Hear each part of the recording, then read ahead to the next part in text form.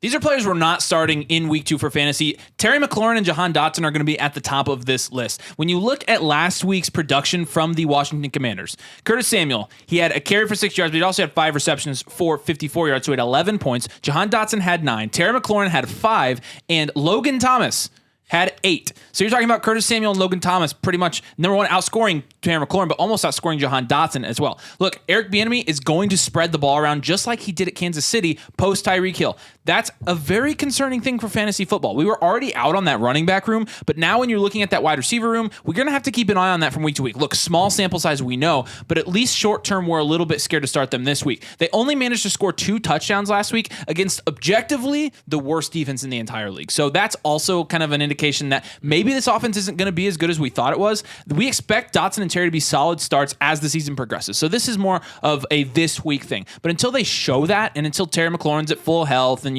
they really, honestly, there are a lot of guys we could start over them. For example, we got a start-sit Puka or Terry this week, and we're going to start Puka. Puka Nacua until Cooper Kupp gets back, we like him more. Look, Curtis Samuel in 2022, he started strong. So let's let this short-lived streak run its course, and then after that, they'll probably be back. And honestly, you could attribute this to Sam Howell just really starting for the first time. I'm not really going to count last year as starting because it was such a train wreck at the end of the year. Yeah. This is a brand new offense with Bieniemy, and Sam Howell right off the bat, he showed his limitations. And yeah, he had 31 pass attempts, which was fine for 19 completions and 202 yards, 1 touchdown, 1 interception. His rushing upside that's supposed to be amazing wasn't really there. And I think you saw that in the run game. Brian Robinson with 13 points.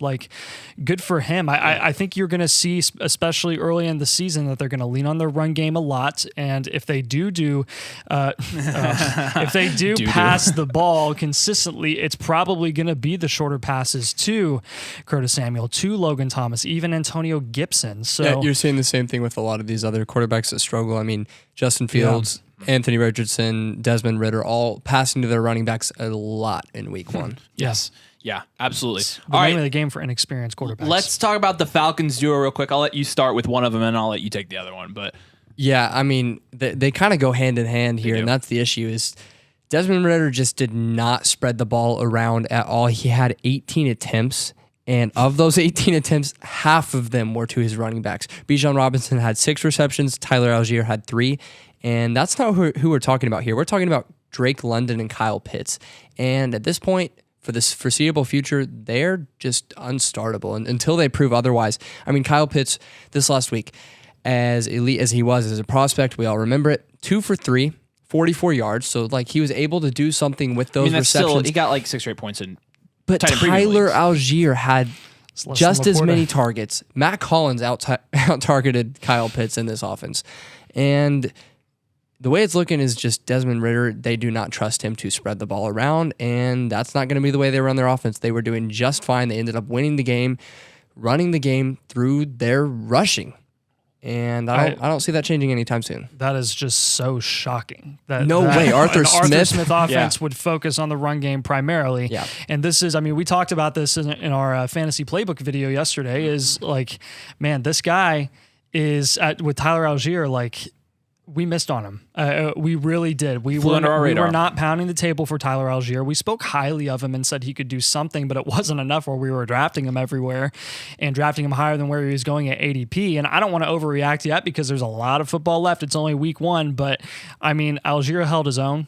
And even though I do think ultimately Bijan will get the majority of the carries there, that still means Tyler Algier is probably going to get a decent amount of workload. Desmond Ridder, after all of that preseason and training camp hype, that amounted to 18 pass attempts. And to be fair, he was really efficient, completing 15 of them, but it was only for 115 yards. So if you're doing adjusted yards per pass attempt, he's getting slightly more. We could put Nathan back there and have him throw to the running back. Yeah, that's all that they need schematically, is a guy that can just stand back there and distribute the ball whenever they need to, which is not very often. You're talking about a team that ran the ball 560 times last year. Yes. Bijan isn't going to get all 560 of those carries, so we still think he'll do really well this year because he will get a lot of volume, but Algier should have been included there as well. But the point here is the Falcons, they ran the ball second most in the league last year, and that was before they had Bijan Robinson. Bijan Robinson added 10 carries to Algier's 15. He got those receptions as well.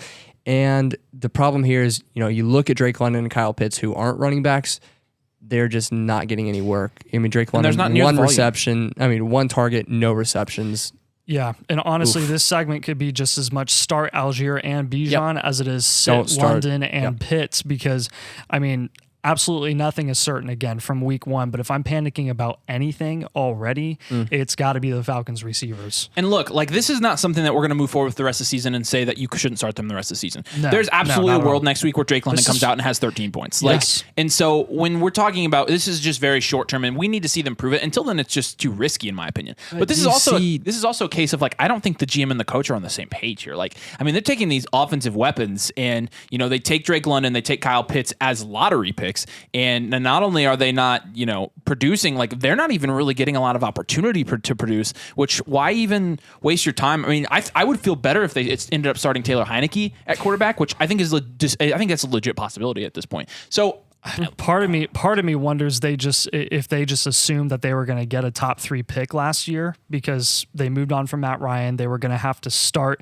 Marcus Mariota. They thought they were going to be terrible, and Arthur Smith did what a good head coach does, and that's win as many games as possible by playing a smash mouth run game. So I really think that honestly kind of threw a wrench into their plans, and they're probably going to have a mid-round pick again this year and have to end up with a mid-producing QB. Yeah. Like, Good I don't night. know. Let's take apparently, defense does not exist in Atlanta, but I'll let you get the next guy. Which one?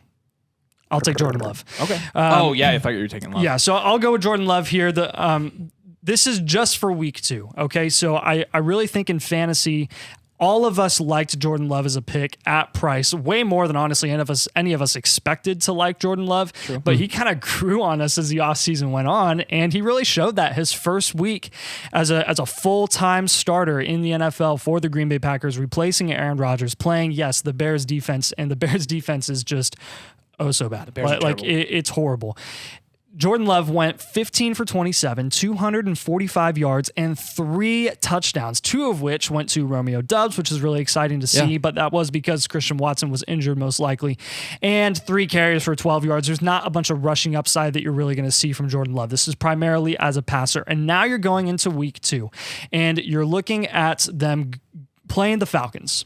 And while at face value, I think this could get people excited about playing Jordan Love, I would pump the brakes a little bit. I would wait one more week to start Love, because even though I do think his passing volume will go up, the fact that, he only had 15 completions for the entire game against the Bears defense, that's not a lot of volume to go around. He had 3 touchdowns. Like, do that math. That's a 20% touchdown rate on his passing. They were up by so much they didn't need to keep passing. Exactly. They put Sean Clifford in at the end.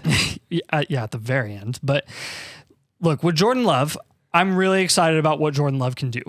Let me reiterate this. This is for week 2. And when you're talking about inexperienced young quarterbacks, and we still consider Jordan Love to be that this year.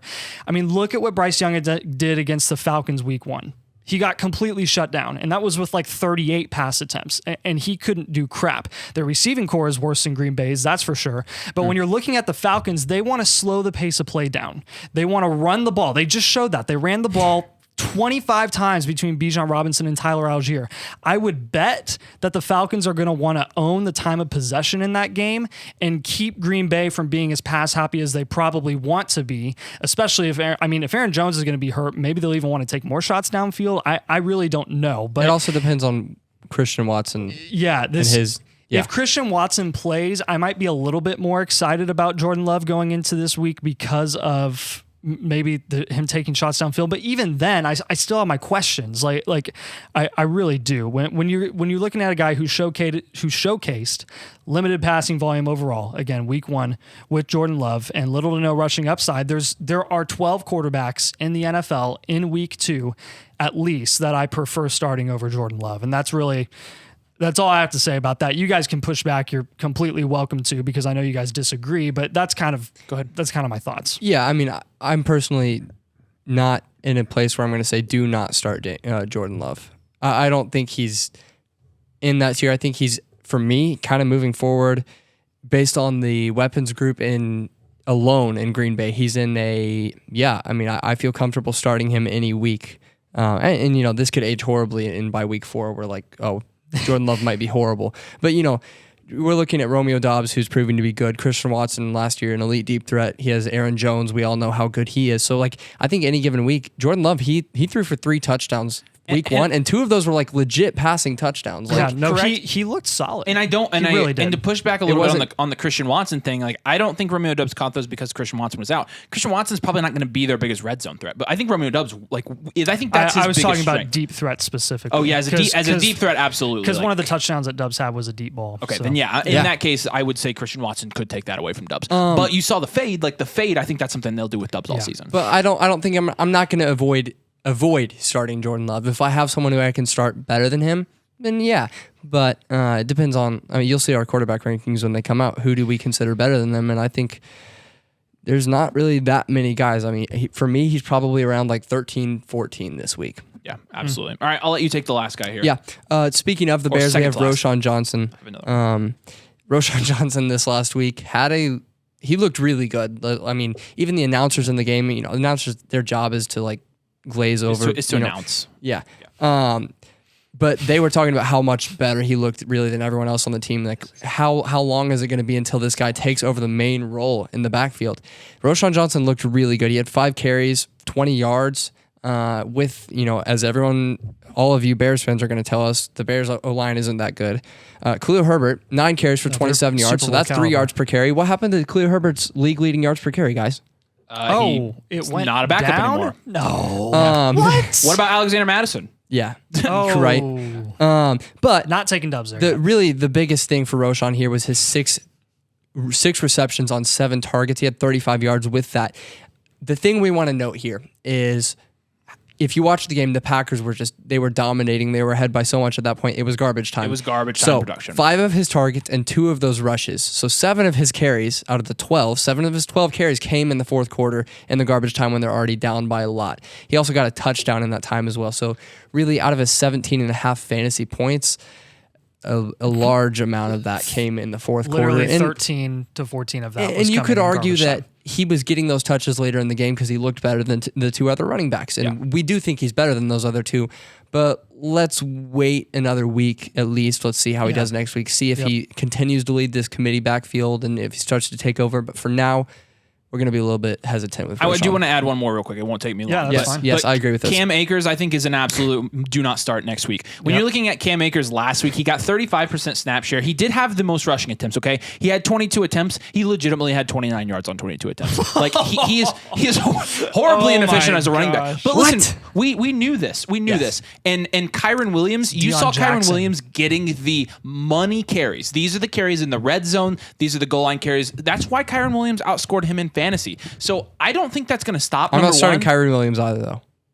No, because, and this is what I was getting to, this is not going to change because they are playing the San Francisco 49ers this week. And you saw the 49ers last week pretty much shut down Najee Harris, pretty much shut down Jalen Warren. Yeah. So, like, you've got one of the better run defenses and defenses all around in the league. So I wouldn't be starting Rams backs anyway. But, like, Cam Akers is another guy where you're like, I'm not sure I'm comfortable flexing him now. So we're going to be out on Cam Akers this week. And at least for a little bit beyond, it is quite funny. I mean, we got trashed for telling people not to draft Cam Akers, and I mean, massively trashed. And we're not taking a victory lap yet. But this is why. Like, this is what we feared would happen with Cam Akers. Yeah. So we're gonna avoid him this week. And with the exception of Akers, all these other players are guys that we like. Again, this is for week 2. Roschon's a guy this we've is been for week 2, not the rest of the year. This is for week 2. Week 2 specifically. Do us a huge favor if you enjoyed the video. Get in the comments, say, hey, we like replying to your comments, and make sure you drop a like on the video. If you want to support the channel, the best way to do that is to subscribe, so make sure you are subscribed as well. We're going to have fantasy football content for you every single week,